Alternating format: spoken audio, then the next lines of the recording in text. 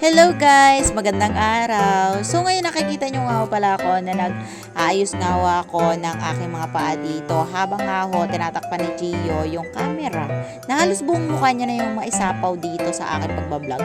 Inaayos ko nga ho yung paa ko kasi nga ho ngayong umaga ay pupunta nga ho kami ng Ligaya nga ho mga kapatol. Para nga ho bumili nga daw ho ng mga kakailanganin ni mama.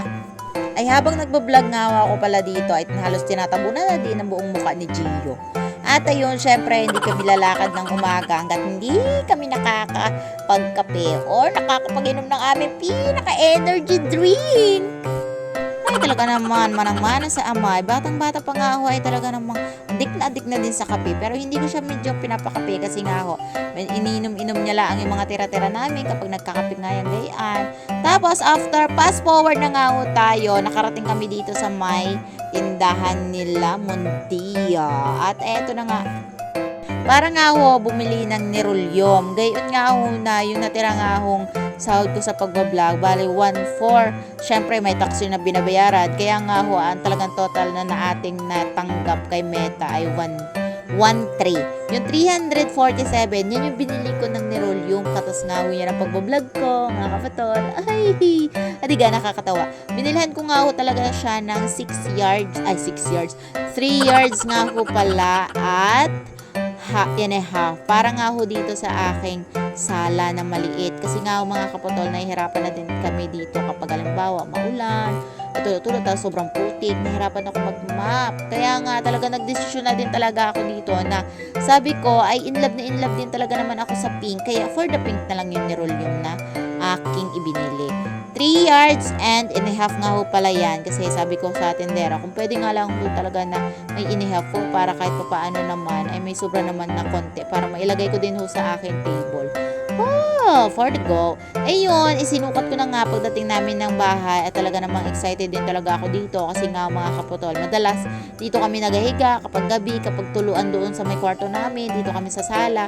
Kaya sabi ko, ay bilihan ko na nga din talaga ng nirolyom para nga kahit paano ay hindi naman sobrang lamig sa di ba?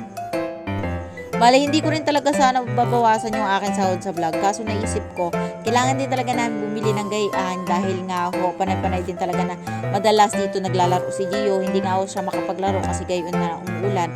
Tapos itong space na to mga kapatol, dito lang din talaga ako madalas nag-edit ng mga vlog kasi nandyan yung table ko sa pagbablog. Kaya ayun, nagdesisyon na din talaga ako mga kapatol na ayusin na nga ako itong sala namin na maliit. O diba? Tapos nakakatuwa kasi nakakautay-utay ako ng mga gamit, nakakautay-utay ako ng mga kailangan namin sa loob ng bahay, kahit papaano, gamit lang yung akin sahod sa pagbablog. Kahit hindi naman siya totally malaki, o at least kahit papaano naman, ay nakakapag-utay-utay tayo kahit sa aming maliit na bahay. O, diba? Dahil nga mahal na mahal ko din talaga yung mga pink na gamit, ay tignan nyo naman, maigit, kortina, nirulyom, tapos yung kulay ng bahay for the pink. Kulang na lang. Tawagin na lang gulaman. Hoy! Hindi ko alam kung bakit love na love ko ang pink. Kahit makalakas makababae or talagang ang pink talaga ay pang lalaking kulay. O diga nga. Ginupit-gupit ko lang din naman at sinukat ko yung mga kailangan sukatin doon sa space na dapat ay malagyan mga kapatol.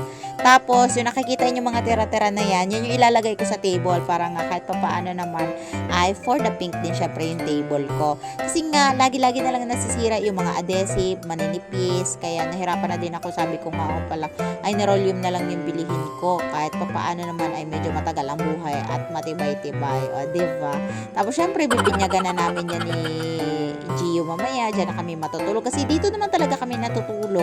Madalas kasi nagasapre-sapre doon sa may aming kwarto. Kaya minsan kahit na nakakulambo ka, feeling namin na ambon. Dito sa sala, wala siyang tulo. Bale, sa paanan lang yung medyo may tulo niya dun sa bandang lapit sa pintuan papunta dito sa may kusina. Tapos, syempre, nandito na nga ako for the go na nga ako dito sa malapit sa aking mga live stream. Diyan ako madalas nag-live stream. Yan, kapag kumakain ng mga dapat kainin. Yan, diyan ako nag-edit ng mga vlog. Kaya yan talaga yung purpose ko bakit ko binilihan yan. Bukod dyan sa lagi kami nakatambay dyan. Nakakatuwa kasi kahit papaano mga kaputol ay nakakapundar ako ng mga gamit na gusto ko. O diba? Sa halagang 347 mga kaputol ay meron ka ng gayaan. Ay, perfect! At pagkatapos pagkatapos ko nga malinis at malagay yung mga nirolium doon sa lapag, ay lumipat naman ako dito sa table ko. Pinagkasya-kasya ko na lang din talaga mga kapatol yung natira nga ako na ginupit natin sa ating nirolium para sa lapag. Kasi kapag hindi mo yan nga pinagkasya-kasya, at actually hirap na hirap din talaga ako makapag kasya-kasya dito. Pinagtagpi-tagpi ko talaga para lang ito ay masaktuliin lang siya sa my table ko. Kasi nga nahihirapan na din ako. Madalas na sisira yung mga nilalagay kong adhesive. Tapos sobrang luma na din talaga yung aking dyan sa table. Kaya sabi ko na ay dikitan ko na lang din talaga na super glue. Yung hindi talaga siya papagkit. Yung kahit matimbay, pagpaglaban niya pa rin na kailangan dumikit lang siya doon. Ay kailangan nga natin talagang maggawa ng paraan kasi nga reta-retaso laang yung aking mga natira. Tapos sayang naman kung itatapon din naman natin, ay ilagay na laang din naman natin sa table. O diba? Syempre, kasi yan yung inihang na 47 pesos, ay sayang naman kung itatapon ko. Diga nga mga kapatol, kailangan walang masasayang dahil napakahirap kitain ng pera. So for today's video nga ay tapos na nga at nakapaglinis na nga kami ni Gio at kalakasan na naman ng ulan, umiiyak na naman ang aking anak. At hanggang dito na lang. Thank you so much sa inyong panunood mga kapatol. Maraming salamat. Kinsan ni?